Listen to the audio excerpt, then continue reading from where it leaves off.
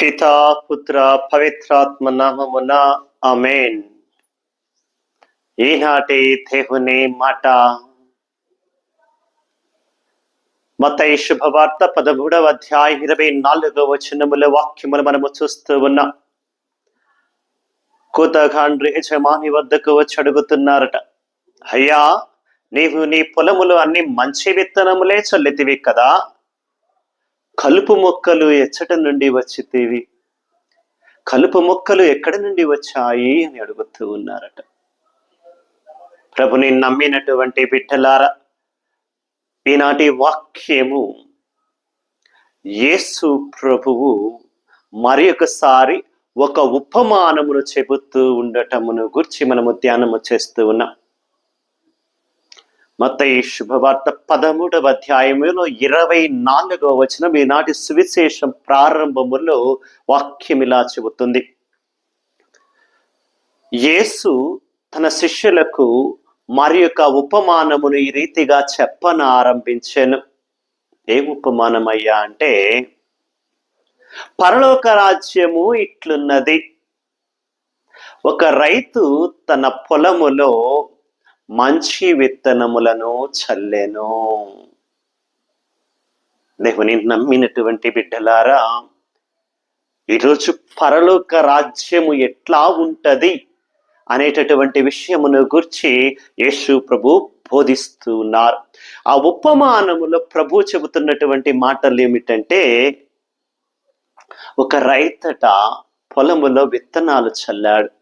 ఆ విత్తనాలన్నీ కూడా మంచి విత్తనాలు చల్లాడట. మరి మంచి విత్తనాలు చల్లినప్పుడు మంచి మొలకలు రావాలి కదా. కొద్ది రోజుల తర్వాత ఆ విత్తనాలు పెరిగి మొలకలు వచ్చాయట. కానీ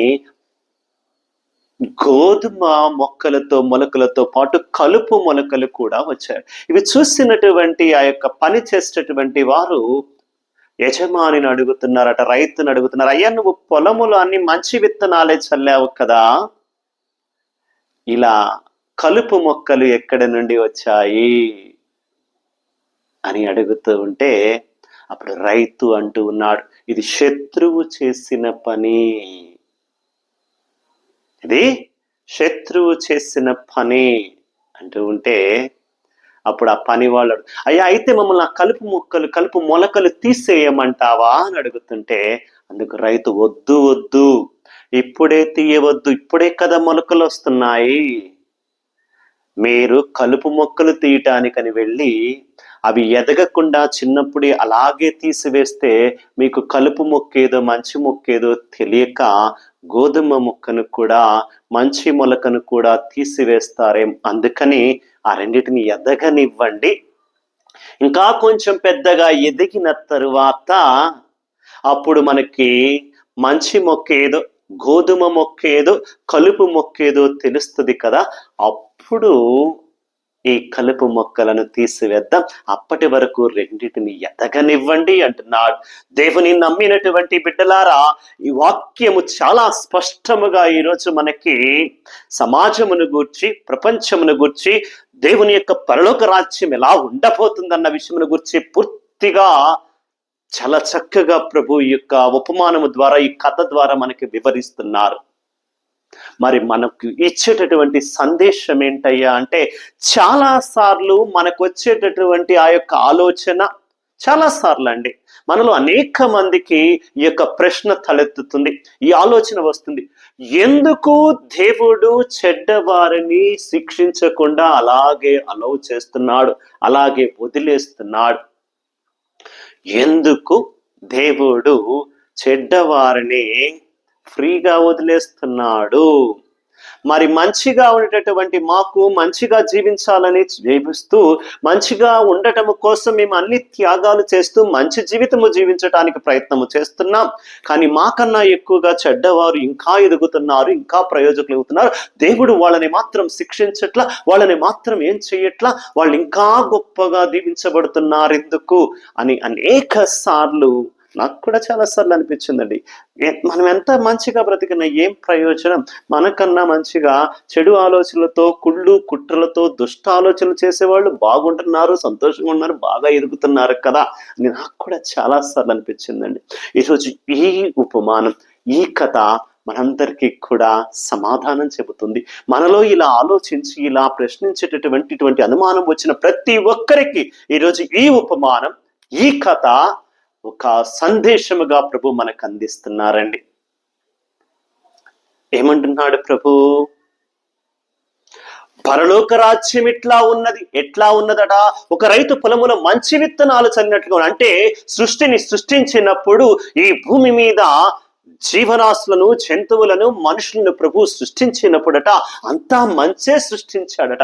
అందుకే వాక్యముల ఆదికాండములు మనం వింటూ ఉంటాం. భగవంతుడు భూమిని, ఆకాశాన్ని సృష్టించినప్పుడు అంతా బాగుగా ఉంది అన్నాడు. నక్షత్రాలను, సూర్యచంద్రులను సృష్టించినప్పుడు అంతా బాగుగా ఉంది. జీవరాశులను సృష్టించినప్పుడు అంతా బాగుగా ఉంది. ఇలా సృష్టి ఆరంభములో భగవంతుడు సృష్టించిన ప్రతిదీ కూడా బాగా ఉంది, మంచిగా ఉంది. మరి చెడు ఎలా వచ్చింది?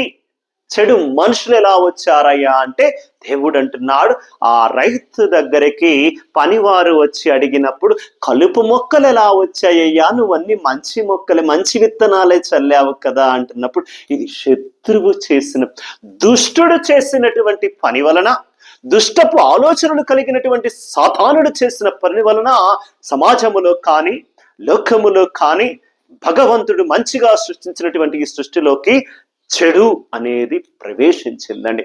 చెడు ఆలోచన వలన, చెడు తలంపు వలన, చెడ్డవారు మొదలవటం వలన శత్రువు చేసిన పని, ఎవడో ఒకడు దుష్టపు ఆలోచనలు చేసి దుష్టత్వాన్ని అంతటా వ్యాపింప చేయటం వలన చెడుకు ఎక్కువగా ఆకర్షిస్తపడతాం కదా, చెడే బాగుంటుంది కదా. అందుకని ఎక్కువగా సమాజంలో ఈ రోజున చెడు విస్తరించడం, చెడు ఆలోచనలు, చెడు తలంపులకు ఎక్కువగా లొంగిపోవటం, చెడ్డవారు ఎక్కువ అవడం మనం చూస్తూ ఉన్నాం. అయితే ప్రభు అంటున్నాడు, ఎందుకు చెడ్డవారిని శిక్షించకుండా అలా వదిలేస్తున్నాడు? ఎందుకు చెడు అలా పెరిగిపోతుంటే దేవుడేమి చేయకుండా ఉండిపోతున్నాడంటే, ప్రభు అంటున్నటువంటి మాట, ఈ గోధుమ మొక్కలు, కలుపు మొక్కలు, మంచి మొక్కలు, కలుపు మొక్కలు ఇప్పుడే మొదలయ్యాయి కదా. మొదట్లోనే తుంచేస్తే కలుపు మొక్కను ఏరేయబోయి, చెడ్డవారిని తీసేయబోయి, చెడ్డవారిని శిక్షించబోయి, మంచి మొక్కను కూడా ఏరేస్తామేమో, మంచి వారికి కూడా శిక్ష పడుతుందేమో, మంచివారు కూడా నష్టపోతారేమో. అందుకని కొంచెం ఎదిగే వరకు చూద్దాము, ఇంకా మారతారేమోనని అవకాశం ఇస్తూ ఇంకొంచెం ఆగుదాం, ఇంకొన్ని రోజులు ఆగితే మొక్కలు 2 పెరుగుతాయి, మనుషులు ఇంకా కొంచెం ఎదిగిన తర్వాత ఇంకా చెడ్డవారిగానే ఉండిపోతే, మారకపోతే, ఆ చెడులోనే ఉండిపోతే, పాపములోనే కొరుకుపోతే అప్పుడు తప్పక పెరికి వేస్తాము. కలుపు మొక్కలేవో మనకు అప్పుడు ఎదిగిన తర్వాత తెలుస్తాయి కదా. అందుకని ఉపేక్షిస్తున్నాడట దేవుడు, అందుకని ఊరకుంటున్నాడట దేవుడు, అందుకని చూస్తున్నాడట, ఇకనైనా మారతారేమో ఈ మనుషులని, ఇకనైనా మంచివారిగా మారతారేమో, ఇకనైనా తప్పుకుంటారేమో, ఇకనైనా పాపము నుండి, చెడు మార్గము నుండి మరలి నా చెంతకు వస్తారేమో అని దేవుడు ఎదురు చూస్తున్నాడటండి. అందుకని ఎదగనిస్తున్నాడు. శిక్షించలేక కాదు, శిక్ష ఉండదని కాదు, శిక్ష ఉంటుంది.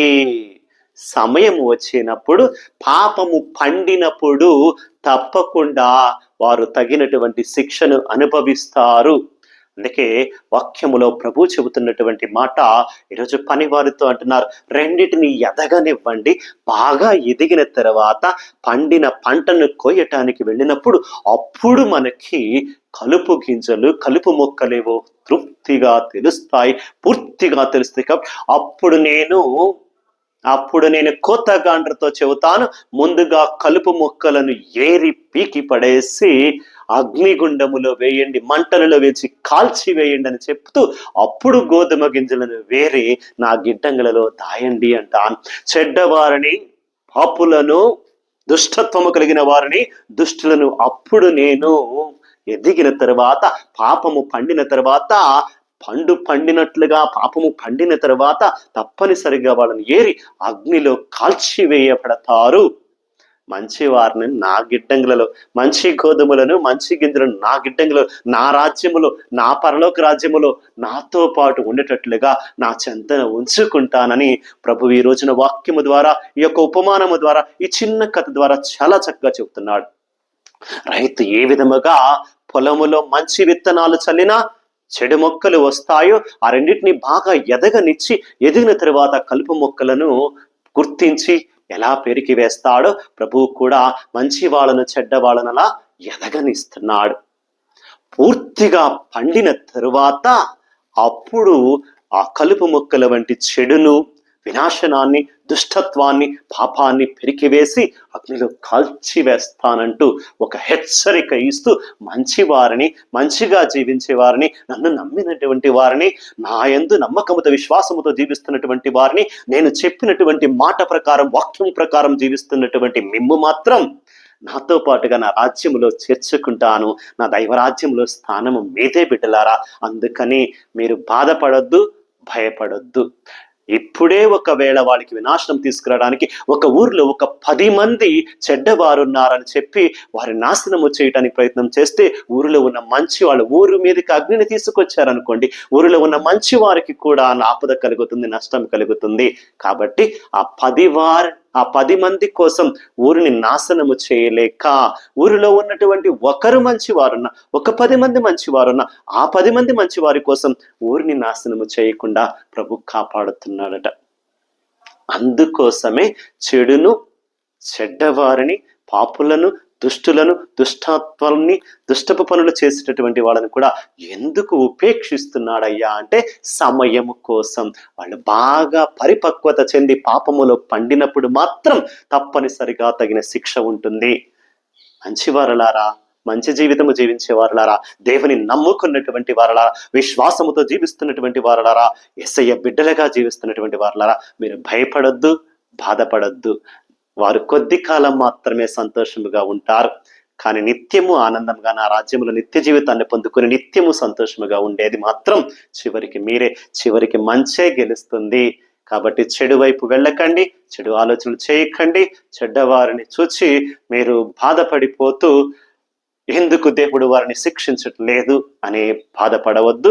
సమయం వచ్చినప్పుడు దేవుడు తప్పకుండా వారికి తగినటువంటి ఫలాన్ని, ప్రతిఫలాన్ని ఇస్తాడు. మనకు తగిన ఫలము, ప్రతిఫలం, నిత్య జీవితాన్ని, దైవరాజ్యంలో స్థానాన్ని ప్రభు ఇస్తానంటున్నాడు. కాబట్టి దేవుని నమ్మినటువంటి బిడ్డలం మంచి జీవితము జీవించే విధముగా మంచి వారిగానే మేము ఈ లోకములో జీవించడానికి కావాల్సిన శక్తిని, దైవానుగ్రహాలు దయచేయమని ప్రార్థించుకుందాం. పరిశుద్ధుడు, ప్రేమామయుడైనటువంటి యేసు ప్రభువా, ఈ రోజున ప్రత్యేక విధముగా తండ్రి, వాక్యాన్ని వింటున్నటువంటి ప్రతి బిడ్డను, ప్రతి కుటుంబాన్ని జ్ఞాపకము చేసుకుంటూ, అయ్యా వాక్యమును వింటున్నటువంటి నీ బిడ్డలలో ఏ బిడ్డ అయినా, ఏ ఆత్మ అయినా, ఏ కుటుంబమైనా ఇంకా చెడు మార్గములో ఉంటూ నశించిపోతున్నటువంటి బిడ్డలు, నశించిపోతున్నటువంటి ఆత్మలు, నశించిపోతున్నటువంటి కుటుంబాలు ఏమైనా ఉంటే అయ్యా నీ హస్తముతో బిడ్డలను తాకండి, నీ ఆత్మను వారిపై కుమ్మరించండి, నీ రక్తముతో వారిని కడిగి శుద్ధం చేస్తూ ఈ వాక్యము ద్వారా బిడ్డలు మారేటట్లుగా, మారు మనసు పొందుకొని ఇక నుండైనా చెడు మార్గాన్ని, చెడు తలంపులను, పాపాన్ని విడిచిపెడుతూ నీ రక్షణను పొందేటట్లుగా వారు మారేటట్లుగా చేయమని, అందుకు నీ శక్తి, నీ అనుగ్రహము, నీ దేవుని బిడ్డలపై కుమ్మరించమని, ఏ ఆత్మ నశించిపోవటము పరలోకమందున నా తండ్రి అభీష్టము కాదు అంటున్నావు కదా తండ్రి. అందుకే ఈ వాక్యాన్ని వింటున్నటువంటి, ఈ వాక్యాన్ని 10 మందికి షేర్ చేస్తూ అనేక మందికి నా వాక్యాన్ని చేరవేస్తున్నటువంటి బిడ్డలందరినీ కూడా దీవించి ఆశీర్వదించి, వాక్యాన్ని వింటున్నటువంటి ఏ బిడ్డ, ఏ కుటుంబము కూడా నాశనము కాకుండా ప్రతి ఆత్మ రక్షించబడి, ప్రతి కుటుంబము రక్షించబడే విధముగా నీ రక్తముతో కడిగి వాళ్ళందరినీ కూడా కాపాడి, రక్షించి, దీవించి, అనారోగ్యంతో బాధపడుతున్నటువంటి ప్రతి బిడ్డను కూడా ముట్టి తాకి సంపూర్ణ స్వస్థతను, ఆరోగ్యాన్ని దయచేయమని యేసు ప్రభుని పరిశుద్ధ నామమున అడిగి వేడుకొనుచున్నాము తండ్రి. ఆమేన్. పితా, పుత్ర, పవిత్రాత్మ నామమున ఆమేన్. God bless you all.